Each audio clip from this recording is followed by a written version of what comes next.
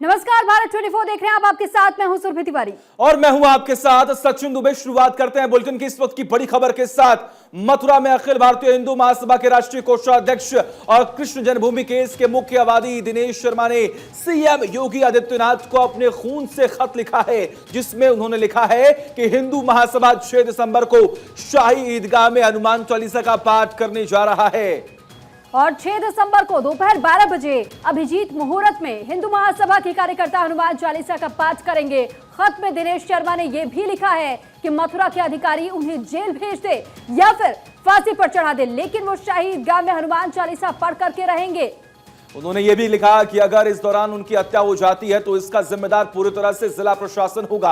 आपको यह भी जानकारी दें कि 6 दिसंबर को बाबरी मस्जिद ढहाए जाने के 30 साल पूरे हो रहे हैं और इसे लेकर जिस तरह हिंदू महासभा ने अपना रुख अपना सबके सामने रखा है, उससे प्रशासन में हड़कंप मचा हुआ है। अब देखना यहां पर होगा कि किस तरीके से सिक्योरिटी फोर्सेस, तमाम प्रशासन के जो लोग हैं, आखिर वो किस तरीके से इस पूरे मामले को लेते हैं। बड़ी बात यहां पर यह है कि जिस बात का जिक्र हुआ, जो खून से खत लिखा गया मुख्यमंत्री योगी आदित्यनाथ को कि हम शाही ईदगाह में हनुमान चालीसा का पाठ करेंगे, उसके बाद से अब सियासत भी गर्माती हुई यहां पर दिखाई दे रही है। हालांकि सीएम योगी को जब खून से यह खत लिखा गया, उसके बाद अब प्रशासन भी सतर्क मोड में है कि कहीं पर भी कोई लापरवाही ना हो और प्रशासन की मुस्तैदी भी अब बढ़ाई जा सकती है।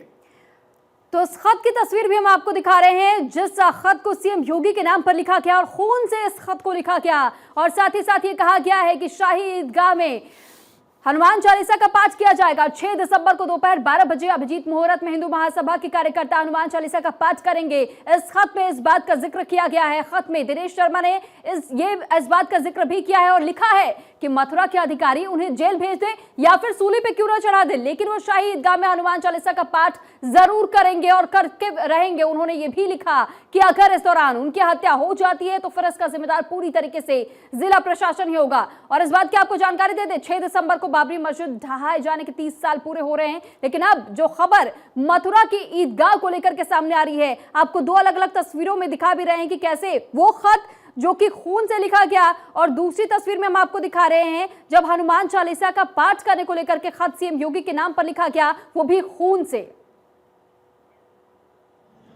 6 दिसंबर का हिंदुओं का जो कार्यक्रम है वो बहुत ही शांतिपूर्ण तरीके से संपन्न होगा। हमारी आपसे हाथ जोड़कर प्रार्थना है कि हम सभी सनातनी हिंदुओं को मथुरा जन्मभूमि पर 6 दिसंबर को हनुमान चालीसा का पाठ शांति से करने दें, क्योंकि अभी उसमें मथुरा न्यायालय द्वारा कोई पूजा पाठ का स्टे नहीं है। इसलिए सभी हिंदुओं का पूजा करने का मौलिक अधिकार है वहाँ पर। यदि आपके अधिकारी हमको रोकते हैं या हमें परेशान करते हैं तो हम आपसे एक ही मांग करेंगे कि हमें इच्छा मृत्यु दे दो। हम नहीं जीना चाहते इस संसार में जहाँ अपने कान्हा के जन्म स्थान पर हम पूजा ना कर सकें। सपा, कांग्रेस, बसपा में भी हमको पूजा नहीं करने दिया जाता था। अब तो भाजपा की सरकार है, राम राज है। इसलिए मुख्यमंत्री जी, आप ही वो शक्ति हैं जो हमें पूजा करने दे सकती हैं। आपने सुना किस तरीके से उन्होंने, यानी कि दिनेश शर्मा ने इस बात का जिक्र किया कि मैं जीना नहीं चाहता हूं। बीजेपी की सरकार है, रामराज की सरकार है, लेकिन उसके बावजूद भी हम कान्हा की पूजा नहीं कर पा रही हैं। और अपने खून से खत लिखा मुख्यमंत्री योगी आदित्यनाथ को और परमिशन मांगी है कि हम शाही ईदगाह में हनुमान चालीसा का पाठ करने जा रहे हैं। और इस पर अधिक जानकारी के साथ सुरेश सैनी संवाददाता हमारे साथ जुड़ चुके हैं। सुरेश, जरा ये बताइएगा कि सीएम योगी के नाम जो खून से भरा खत लिखा गया है, इसको लेकर के क्या कुछ जानकारी मिल पा रही है? क्या अभी तक किसी प्रकार की प्रतिक्रिया इस खत को लेकर के सामने आई है? जी, मैं आपको बता दूं, जिस तरह से ये राष्ट्रीय हिंदू महासभा द्वारा मुख्यमंत्री को एक खून से खत लिखा गया है, उसके जो मथुरा के जो एक नेता हैं, इनके हैं कि जो महासभा के राष्ट्रीय कोषाध्यक्ष हैं दिनेश शर्मा, उन्होंने ये खत लगाया क्योंकि उनकी मांग है कि वो 6 दिसंबर को भगवान श्री कृष्ण का लड्डू गोपाल का जल अभिषेक यहाँ करें और उसके साथ साथ यहाँ हनुमान चालीसा का पाठ करें, क्योंकि योगी एक साधु हैं, संत हैं, वो भगवान श्री कृष्ण के उपासक हैं, भगवान श्री कृष्ण को पूजते हैं और वो यहाँ जब भी आते हैं जन्मभूमि पे तो उनके दर्शन करते हैं। इसी को लेकर के उन्होंने एक ये पत्र लिखा है। दिनेश शर्मा जो है राष्ट्रीय कोषाध्यक्ष, उन्होंने ये लिखा है कि वो मांग करते हैं कि हमें यहाँ पे उसकी अनुमति दी जाए, क्योंकि जिस तरह से प्रशासन ने उनके कई पदाधिकारियों के खिलाफ मुकदमे दर्ज किए हैं, तो उसको लेकर के उनमें कहीं ना कहीं आक्रोश है और इस आक्रोश को व्यक्त करना चाहते हैं और इसीलिए उन्होंने एक नहीं, निवेदन बिल्कुल सुरेश, आप सही कह रहे हैं। वो इन जो पत्र लिखा गया उससे हम साफ देख पा रहे हैं कि किस तरीके से यहाँ पर वो गुस्सा भी यहाँ पर जारी करने का पूरा प्रयास कर रहे हैं। लेकिन जरा ये बताइए कि इस चिट्ठी के बाद, इस पत्र के बाद प्रशासनिक अधिकारियों की तरफ से क्या कुछ कहा जा रहा है? क्या उनकी मुस्तैदी को लेकर कोई बात कही गई है? ये कहा गया है कि हम आने वाले वक्त में कार्रवाई करेंगे, या फिर जो चिट्ठी लिखी गई उस पर हम बात करेंगे? जी, जो चिट्ठी जो अभी तक लिखी गई है उससे अभी तक प्रशासन अधिकारियों ने उस पर कोई कहीं भी कोई इस पे जो है अपना इख्तियार नहीं लिया, उसका कहीं कोई जो कहे तो उस पर गौर नहीं किया। जिस तरह से मुख्यमंत्री को चिट्ठी लिखी गई, जो दिनेश शर्मा है उन्होंने चलिए ठीक है सुरेश, बहुत धन्यवाद आपका तमाम जानकारी हम तक पहुंचाने के लिए। और इस बीच एक और बड़ी खबर श्रद्धा मर्डर केस से जुड़ी हुई है। आफ्ताब ने सबसे पहले किए थे हाथ के टुकड़े। आफ्ताब से पूछताछ में इस बात का खुलासा हुआ है। शव काटने वाले हथियार तलाश रही है पुलिस। आफ्ताब के फ्लैट से कई हथियार बरामद किए गए थे। ये बड़ी खबर हम आपको बता रहे थे कि चापड़ का भी इसमें जिक्र हो रहा है कि चापड़ के जरिए ही शरीर के टुकड़े किए गए थे। शव काटने वाले हथियार तलाश रही है पुलिस। ये बड़ी खबर हम आपको बता रहे हैं। आफ्ताब से पूछताछ हुई, पूछताछ में ये बड़ा खुलासा हुआ है कि श्रद्धा के सबसे पहले हाथ काटे गए थे। इस बात का जिक्र और कबूल नामा जो है वो आफ्ताब का सामने आया है। आफ्ताब से पूछताछ में बहुत बड़ा खुलासा हुआ। शव काटने वाले हथियार फिलहाल पुलिस तलाश रही है। चापड़ का भी जिक्र हो रहा है कि चापड़ के जरिए ही श्रद्धा के शरीर को काटा गया था।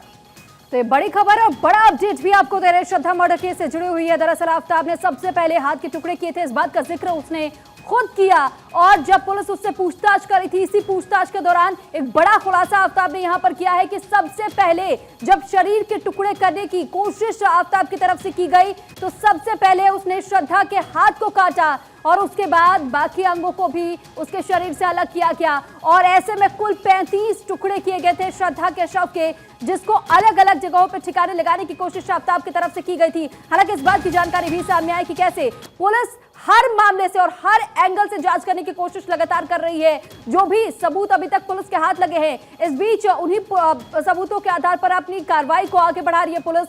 साथ ही आफ्ताब से लगातार पूछताछ की जा रही है कि कोई एक नया सबूत पुलिस के हाथ लग सके, कोई भी एक नया सुराग पुलिस के हाथ लग सके और अपनी जांच का दायरा वो आगे बढ़ा सके। लेकिन आफ्ताब बार बार पुलिस को कहीं ना कहीं गोलमोल अपनी बातों में घुमाने की कोशिश कर रहा है, बहलाने की कोशिश कर रहा है। और नाको टेस्ट में भी अभी तक उसने जो शुरू से जवाब दिए थे वही जवाब नाको टेस्ट के दौरान भी देता हुआ नजर आया।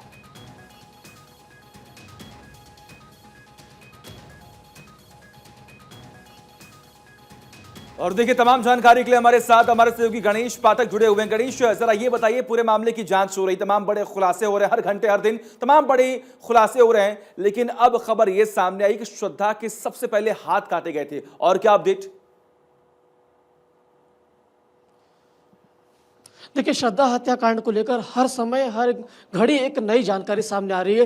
जिस तरीके से इस पूरे मामले को लेकर पहले पॉलीग्राफी टेस्ट हुआ, फिर उसके बाद नार्को हुआ, फिर पोस्ट नार्को। अब नार्को के दौरान जो एक अहम जानकारी जो हमें मिल पा रही है अपने सूत्रों से जरिए, तो उसमें यह पता चल रहा है कि श्रद्धा को आफ्ताब ने जिस तरीके से उसे पहले मौत के घाट उतारा, उसके बाद उसे मौत के घाट उतारने के बाद उसके हाथ को पहले उसने कई टुकड़े किए और इसका हाथ के टुकड़े करने के लिए उसने चाइनीज चौपड़ का भी यहाँ पर पूरी तरीके से उपयोग किया। अब पुलिस तमाम तरीके के एंगल को खंगाल रही है और जहाँ तक ये जानकारी और मिल रही है कि पुलिस को उस फ्लैट से कई सारे जिस तरीके से ऐसे मतलब चीज़ मिली है जिससे उसने किस तरीके से उसने श्रद्धा के अलग अलग शव को जो काटा है, तमाम इस तरीके से चीज़ें भी मिली, धारदार चीज़ें भी मिली है। लेकिन अब यहाँ पर सवाल ये उठता है कि जो सर कहाँ गया, श्रद्धा का सर कहाँ गया, फोन कहाँ गया, तमाम इन चीज़ों की बातें अभी भी हमें नहीं मिल पा रही है। पुलिस लगातार इन मामलों को लेकर आफ्ताब से पूछ रही है, लेकिन आफ्ताब जो है बहुत ही शातिर है और कि उसने सबसे पहले जब शव के टुकड़े करने की शुरुआत की तो हाथ से उसकी शुरुआत हुई।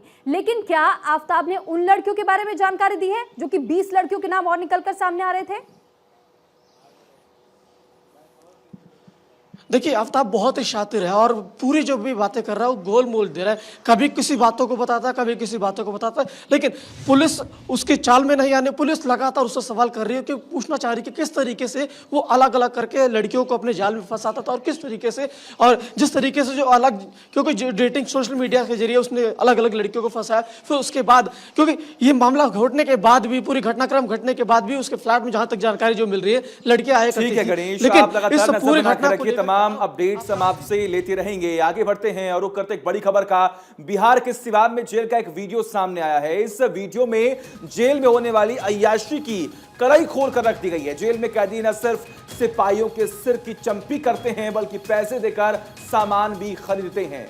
और साथ ही इस जेल में नशे के सामान का आसानी से मिल जाना कहीं ना कहीं अपने आप में एक चिंता का विषय है कि जहां लोग ये सोचते हैं कि अगर आप जेल में कैदी के तौर पर मौजूद हैं तो कहीं ना कहीं आप सजा काट रहे हैं, लेकिन सजा नहीं, यहाँ तो मजा होता हुआ नजर आ रहा है। वो चाहे सिगरेट हो या फिर पान मसाला हो, गुटखा हो या फिर कुछ और, यहाँ सब कुछ मिल जाता है। बस जरूरत है तो सिर्फ पैसों की। वीडियो मंडलाकार जेल का बताया जा रहा है। यहाँ कोई ताश खेल रहा है तो कोई पैसे देकर के मनचाहा खाना खरीद रहा है।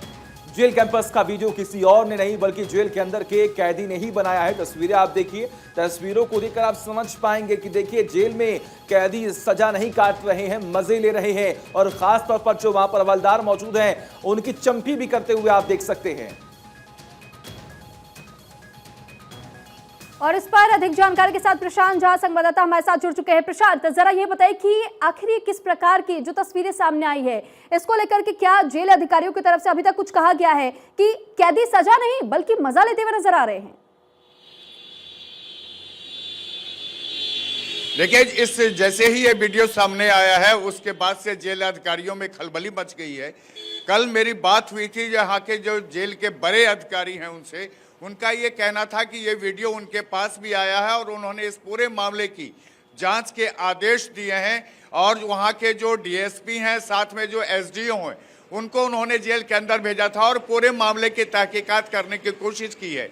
और ये जांच रिपोर्ट सिवान के डीएम के थ्रू जो बिहार के जेल आईजी हैं उन तक आना है। लेकिन सबसे बड़ी बात है इसमें कि जिस तरह से सिवान जेल के अंदर में ये कैदी जिस तरह से शूट कर रहा है तो ये सवाल खड़ा होता है कि आखिर उसके पास ये मोबाइल कहां से आया कि लगभग इसने 32 मिनट का पूरा वीडियो रिकॉर्ड किया है, जिस वीडियो में साफ तौर पर देखा जा सकता है कि वहां एक जो जेल का पुलिसकर्मी है उसके सिर की चंपी की जा रही है।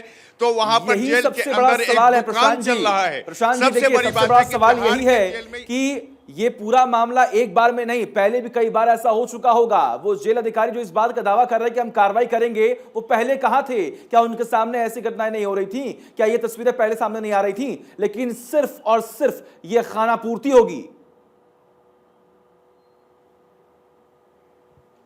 बिल्कुल सही कह रहे हैं आप, क्योंकि जिस तरह से ये जांच की जा रही है और जांच के लिए जब जेल के अंदर अधिकारी गए उनको कुछ भी नहीं मिला। वहां ना उनको दुकान मिली, ना ही वहां पर इस तरह के कोई कैदी मिले। लेकिन सबसे बड़ी बात है कि जो वीडियो है, इस वीडियो में साफ तौर पर दिख रहा है कि जेल के अंदर दुकान चलाई जा रही है।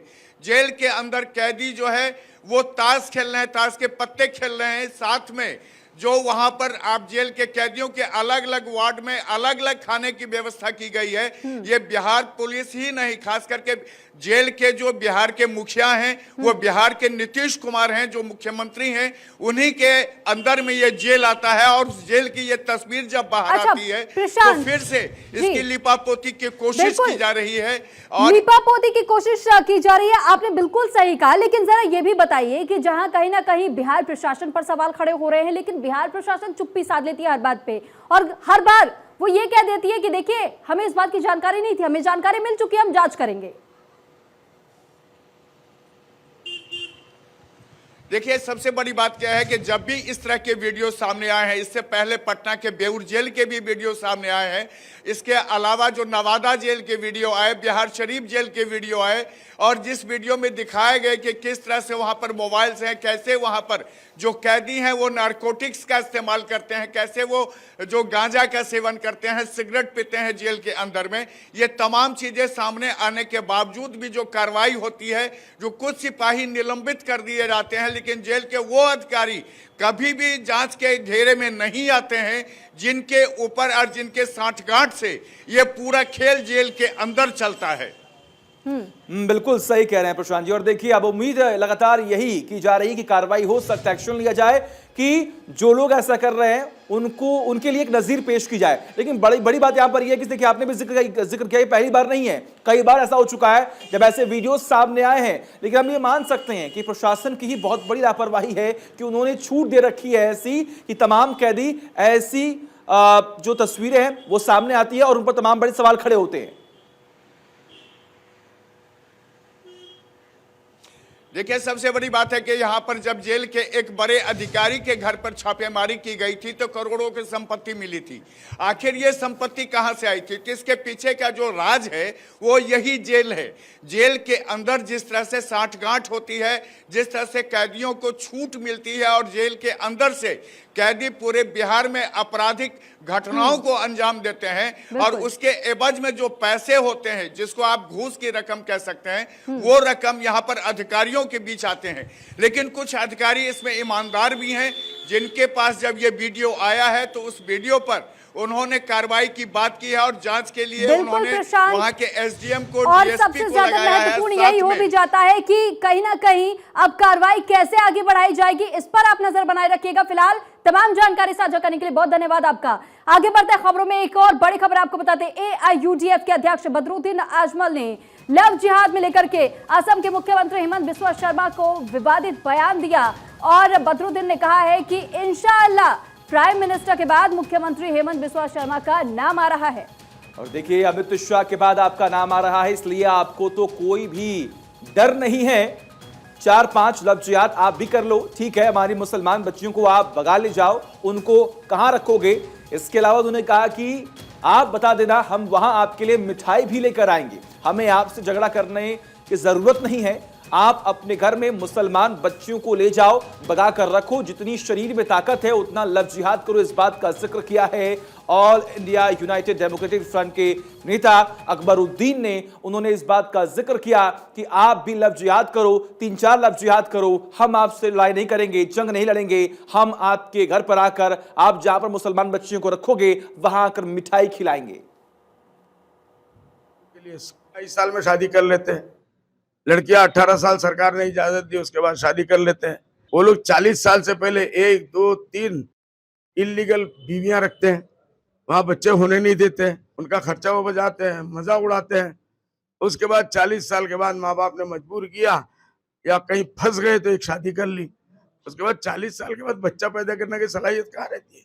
तो कैसे उम्मीद रखते हैं कि वहां से इतने बच्चे बढ़ेंगे? तो जो लोग टाइम पे फर्टाइल जमीन के ऊपर आप जब मिट्टी डालोगे और दवा डालोगे, वहां से तो धान ही धान उगेगा। कि अपने बच्चों को, जवानों को 20-22 साल में शादियां कराओ, लड़कियों को 18-20 साल की उम्र में शादियां कराओ, फिर देखो आपके यहाँ भी कितने बच्चे पैदा होते हैं। लेकिन 2 नंबर ही धंधा मत। चीफ मिनिस्टर साहब को आह्वान करूंगा कि आप तो माशाल्लाह इस वक्त पूरे हिंदुस्तान के चीफ मिनिस्टरों में प्राइम मिनिस्टर मोदी के बाद आपका नंबर आ रहा है, अमित शाह जी के बाद आपका नंबर आ रहा है। हाँ, तो इसलिए आपको तो कोई कमी नहीं है।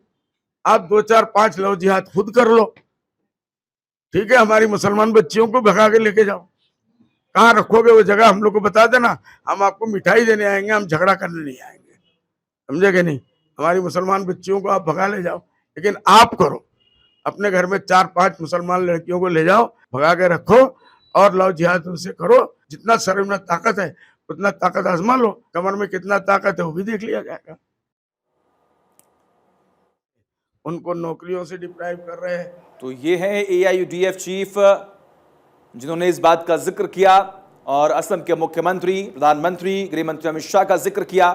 तमाम बड़े बयान दिए और इस बड़े बयान के बाद अब देखना यह होगा कि आखिर क्या प्रतिक्रियाएं सामने आती हैं।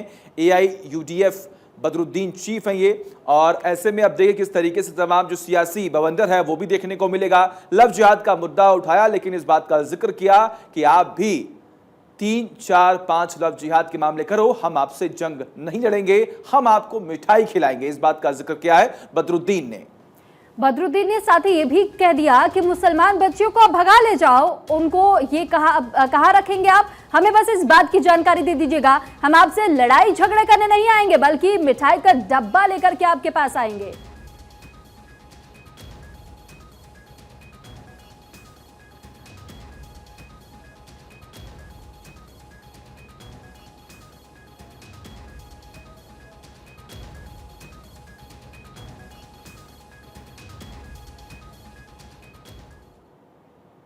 और इस बीच एक और बड़ी खबर आपको बताते हैं, मॉस्को में एक इमारत में भीषण आग लगने की खबर सामने आई। मौके पर फायर ब्रिगेड की टीम फिलहाल पहुंच चुकी है और राहत और बचाव कार्य जारी है। कई लोगों को सुरक्षित बाहर निकाल लिया गया है। इस वक्त की बड़ी खबर आपको मॉस्को से जुड़ी हुई दे रहे हैं। दरअसल मॉस्को के एक इमारत में भीषण आग लगने की खबर सामने आई है। मौके पर फिलहाल फायर ब्रिगेड की टीमें मौजूद है और आग पर काबू पाने की कोशिश जारी है। राहत और बचाव कार्य भी शुरू कर दिया गया है।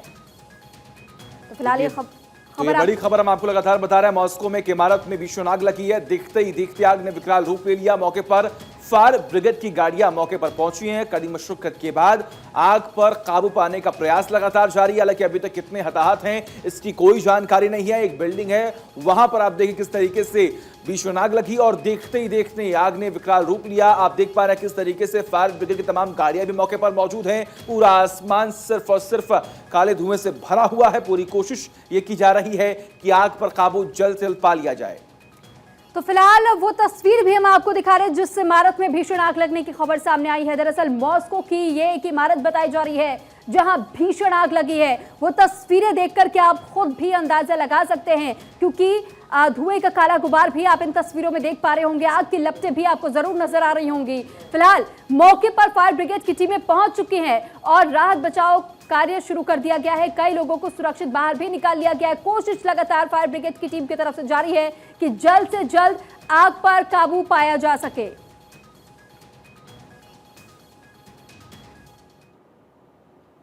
आगे बढ़ते हैं। उत्तर प्रदेश के अलीगढ़ में एक दर्दनाक खबर सामने आई, जहां 8वीं क्लास के एक स्टूडेंट ने स्कूल की दूसरी मंजिल से छलांग लगा दी है। छात्र सिर के बल गिरा और उसकी हालत बेहद नाजुक बनी हुई है। बताया यह भी जा रहा है कि कुछ दिन पहले इस छात्र ने अपनी क्लास में दोस्तों के साथ एक रील बनाई थी। रील बनाने की जानकारी जैसे ही टीचर को लगी तो टीचर ने उसे सजा देते हुए जमीन पर बैठा दिया। इस बात से छात्र काफी परेशान हो गया। दूसरी तरफ छात्र का होमवर्क भी कंप्लीट नहीं था, इसे लेकर भी वो बेहद परेशान था। उसे दोबारा सजा मिले इसी की डर की वजह से वो दूसरी मंजिल से कूद गया। ये बड़ी तस्वीरें, बड़ी खबर हम आपको लगातार दिखा रहे हैं किस तरीके से वो छात्र दूसरी मंजिल से गिरा और उसकी हालत बेहद नाजुक बनी हुई है।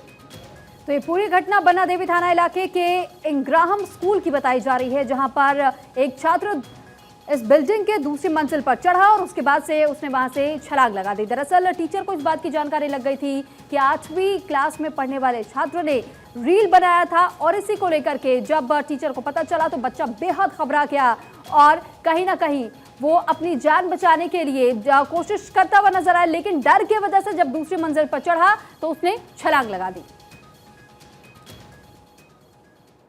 और अब बड़ी खबर आपको चेन्नई से जुड़ी हुई देते हैं। चेन्नई में मोबाइल से वीडियो बनाने के चक्कर में एक दर्दनाक हादसा हुआ। हादसे में 2 छात्रों प्रवीण और हरि की जान चली गई है। हरि वेलाचेरी स्कूल में 12वीं की पढ़ाई कर रहा था और प्रवीण कॉलेज में था।